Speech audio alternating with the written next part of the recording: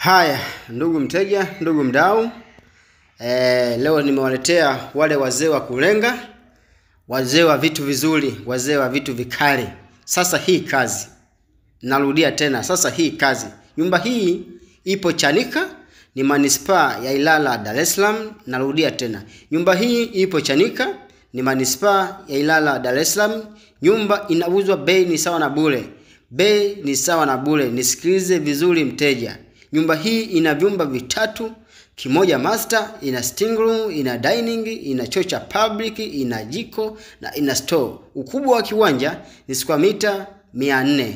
Narudia tena, ukubwa wa kiwanja ni square mita 400. Majirani kama unavyoona, nyumba imesimama sana, nyumba imenyoka sana. Mteja, nyumba haina kipengele chochote. Kipengele uje nacho wewe.